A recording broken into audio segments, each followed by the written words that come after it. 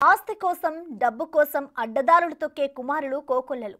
ఆస్తి కోసం ఓ కుమారుడు ఏకంగా బతికే ఉన్న తండ్రికి డెత్ సర్టిఫికేట్ తీసుకున్నాడు. ఇంటిని అక్రమ రిజిస్ట్రేషన్ చేసుకుని లోన్ కోసం తన తండ్రి చనిపోయినట్టు నమ్మించాడు. ఈ ఘటన నిజామాబాద్ జిల్లాలో చోటు చేసుకుంది.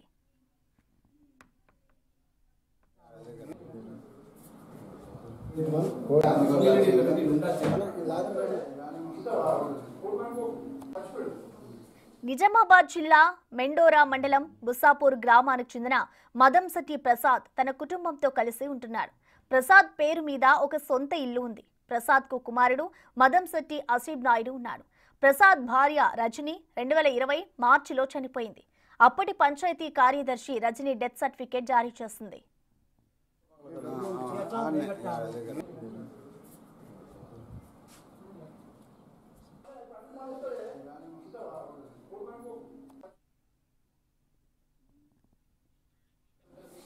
అయితే తల్లి రజని డెత్ సర్టిఫికేట్ ఆధారం చేసుకుని 2021 డిసెంబర్లో తన తండ్రి ప్రసాద్ చనిపోయినట్టుగా నకిలీ డెత్ సర్టిఫికేట్ సృష్టించాడు కుమారుడు మదంశెట్టి ఆసిఫ్ నాయుడు. ఈ డెత్ సర్టిఫికేట్ తో తండ్రి ప్రసాద్ పేరు మీద ఉన్న ఇంటిని మదంశెట్టి ఆసిఫ్ నాయుడు తన భార్య దయమణి పేరు మీదకి రిజిస్ట్రేషన్ చేయించుకున్నాడు. అంతేకాకుండా ఇంటి పేరు మీద బ్యాంకులో రుణం కూడా తీసుకున్నాడు. ఇల్లు రిజిస్ట్రేషన్ లో సాక్షిగా సంతకం పెట్టిన వ్యక్తి తండ్రి ప్రసాద్ ను చూసి నువ్వు చనిపోలేదా అని అడిగాడు. అయితే నేను చనిపోవడం ఏంటని ఆసిఫ్ నాయుడు తండ్రి ప్రసాద్ అవాక్కయ్యాడు.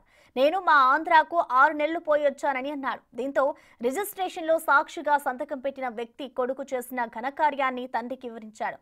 అది విన్న ప్రసాద్ వెంటనే మండోరా పోలీస్ స్టేషన్లో తాను బ్రతికుండగానే చనిపోయినట్టు నకిలీ డెత్ సర్టిఫికేట్ సృష్టించి తన పేరు ఉన్న ఇంటిని తన కుమారుడు అతని భార్య పేరుపై రిజిస్ట్రేషన్ చేయించుకున్నాడని న్యాయం చేయాలని ఫిర్యాదు చేశాడు.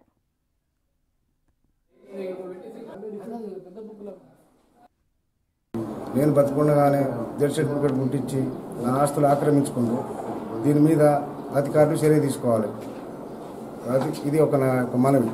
ఇది నాకు ఆ సాక్షి సంతకం పెట్టిన వాళ్ళే నాకు కలిసి నాకు చెప్పడం వల్ల మొత్తం నేను ప్రూఫ్లు తీసుకొని గ్రామ పంచాయతీకి వచ్చినాను. గ్రామ పంచాయతీ కూడా నా పేరు మార్చేసిండు. నేను బతికుండగా నా పేరు ఎట్లా మారుస్తారు? మారటానికి అధికారి ఎవరు ఇచ్చారు? మీకు ఎట్లా మారుస్తారు? ఇల్లు పూర్తిగా మార్చుకోరు డెత్ సర్టిఫికేట్ పెట్టుకొని. గ్రామ పంచాయతీలో నేను టెక్స్ట్ కట్టిన. ఈ డిసెంబర్ నెల లాస్ట్ దాకా కూడా నా పేరు మీదనే ఉంది. ఆన్లైన్లో చూపిస్తుంది రిజిస్ట్రేషన్ అయినట్టు. అది కూడా తీపించినాం. ఎంఈఓ ఆఫీస్కి పోయినాం. ఇది మేము ఎంక్వైరీ చేస్తామన్నారు వాళ్ళు. ఊళ్ళోకి ఏరే పని మీద వచ్చిన నేను కోదాడ నుంచి వస్తే సాక్షి సంతకం పెట్టిన ఆయనే నువ్వు చనిపోయినావు కదా, నువ్వు ఎట్లా వచ్చినావు అని దాని మీద నన్ను అడిగితే ఎట్లా చనిపోయినా ఎవరు ఇచ్చారు ఏంటంటే నేనే రిజిస్టర్ ఆఫీస్కి పోయి సంతకం పెట్టిన. అట్లా ఉంటే నాకు తెలిసింది. ఆడ చూసినా నీ డెత్ సర్టిఫికేట్. నేను ఊళ్ళో కూడా చాలామంది చెప్పిన కానీ ఎవరు పట్టించుకోలేదు అని అంటే ఇప్పుడు చెప్పు మరి ఏం జరిగిందో పోయినోడివి అని చెప్పి అడిగితే ఉన్నది మొత్తం బస్ స్టాండ్లో చెప్పింది. నేను ఊళ్ళో లేనప్పుడు జరిగింది. 2020లో తల్లి రజనీకి డెత్ సర్టిఫికేట్ ఇచ్చిన నాటి పంచాయతీ కార్యదర్శి సుకన్య విషయం తెలుసుకుని తన సంతకాన్ని ఫోర్జరీ చేశాడని ఆసిఫ్ నాయుడుపై పోలీస్ స్టేషన్లో ఫిర్యాదు చేసింది. ప్రసాద్ భార్య రజనీ మృతి చెందినట్లు డెత్ సర్టిఫికేట్ ఇచ్చానని, ప్రసాద్ మృతి చెందినట్లు తాను ఇవ్వలేదని తెలిపారు సుకన్య. ఆసిఫ్ నాయుడుపై కఠిన చర్యలు తీసుకోవాలని పోలీసులను కోరింది సుకన్య. పంచాయతీ కార్యదర్శిగా పనిచేశాను. అయితే నాకు మొన్న రీసెంట్గా అంటే 28 నవంబర్ రోజున ఎస్ఐ గారి నుంచి ఒక ఫోన్ వచ్చింది.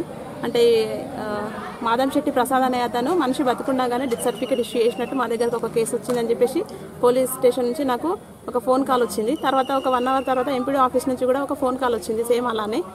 అంటే నేనైతే డెత్ సర్టిఫికేట్ ఇవ్వలేదు సార్, మరి అది ఏ విధంగా తప్పు జరిగిందో తెలుసుకుందామని చెప్పేసి నేను ఎంపీడీ ఆఫీస్కి రావడం జరిగింది.